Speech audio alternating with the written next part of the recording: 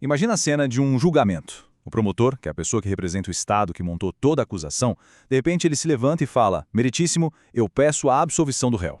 Parece que a história acabou ali, né? Fim de jogo. Mas e se o juiz pudesse simplesmente ignorar esse pedido e mesmo assim condenar o réu? Pois é, essa pergunta, que parece até um pouco absurda, está no centro de um dos maiores debates jurídicos do Brasil hoje. Para a gente entender essa discussão, primeiro a gente precisa separar duas coisas: o sistema inquisitório e o sistema acusatório. O inquisitório é aquele modelo antigo, sabe? Onde o juiz era quase um super-herói. Ele investigava, acusava e julgava. Era tudo na mão de uma pessoa só. Já as democracias modernas, e o Brasil se inclui nisso, adotam o sistema acusatório. E a regra de ouro aqui é a separação de papéis, cada um no seu quadrado. É um sistema de freios e contrapesos dentro do tribunal, essencial para qualquer julgamento ser considerado justo. Vamos usar uma analogia que todo mundo entende. Futebol. Pensa assim: o Ministério Público é o time de ataque. A função dele é fazer o gol, ou seja, provar a acusação. A defesa, bom, é a defesa. O trabalho dela é bloquear os chutes, contestar as jogadas. E o juiz? O juiz é o árbitro. Ele não joga nem no ataque, nem na defesa. Ele é imparcial. A função dele é só observar a partida, garantir que as regras estão sendo seguidas e, no fim, apitar o resultado com base no que aconteceu ali, no campo. E é aqui que a coisa fica interessante. Chegamos ao grande paradoxo. O que acontece se, no meio do jogo, o próprio ataque percebe que não tem mais base para a jogada, que não foi falta, e em vez de chutar para o gol, vira para o árbitro e fala: "Seu juiz, pode anular a cobrança?" O que o árbitro faz numa hora dessas? E aí que vem a grande surpresa, a reviravolta da história. A nossa lei atual, mais especificamente o artigo 385 do Código de Processo Penal, diz que o juiz, o nosso árbitro, pode simplesmente ignorar o pedido do ataque e marcar o gol mesmo assim. É isso mesmo que você ouviu. Mesmo que o acusador oficial peça a absolvição, o juiz tem o poder de condenar. Isso cria um conflito gigantesco com toda aquela ideia do sistema acusatório, de cada um no seu quadrado. É justamente por causa dessa contradição que existe a chamada ADPF 1122. É uma ação que está lá no Supremo Tribunal Federal e que quer resolver essa questão de uma vez por todas.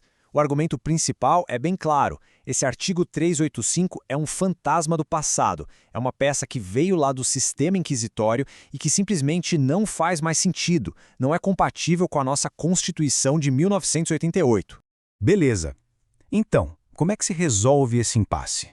A partir de agora, a gente vai mergulhar nas três principais correntes de pensamento que estão batendo de frente nesse debate, cada uma com uma visão diferente sobre como a justiça deveria funcionar. A primeira visão, defendida por quem apoia a mudança, é a mais direta. A lógica é a seguinte: se o dono da acusação, que é o Ministério Público, pede absolvição, então a acusação deixa de existir. Acabou. E se não tem acusação, o juiz não tem o que julgar. Se mesmo assim ele condenar, ele estaria fazendo o quê?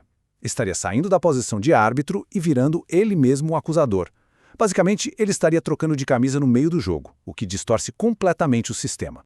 Mas claro, como em todo grande debate, essa não é a única forma de ver a questão. Existem argumentos muito fortes do outro lado que defendem que a regra atual deve continuar como está. Vamos ver quais são? E essa frase do professor Afrânio Silva Jardim resume perfeitamente a segunda visão, a mais tradicional. O Ministério Público não pode fazer cortesia com o chapéu alheio. O que isso quer dizer? Que a ação penal, depois que ela começa, não é mais o promotor. Ela é da sociedade. O promotor não pode simplesmente dispor dela como se fosse algo particular.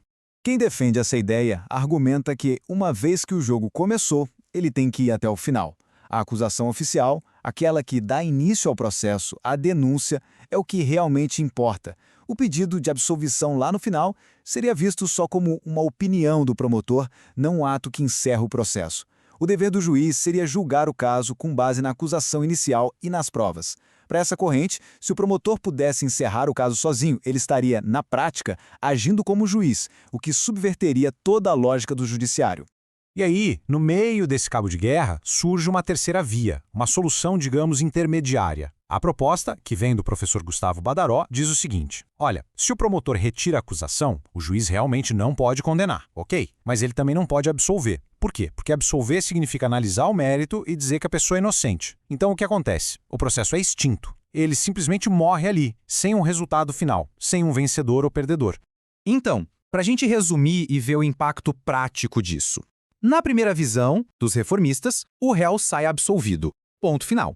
Na visão dos tradicionalistas, o destino dele continua nas mãos do juiz, que pode tanto absolver quanto condenar. Já na terceira via, o processo acaba, mas sem uma declaração formal de que o réu é inocente.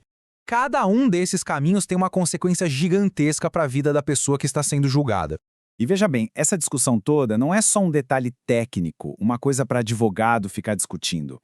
A decisão que o Supremo tomar sobre esse assunto vai, na verdade, definir a alma do nosso sistema de justiça. O que está em jogo aqui é a base do que a gente entende por um julgamento justo.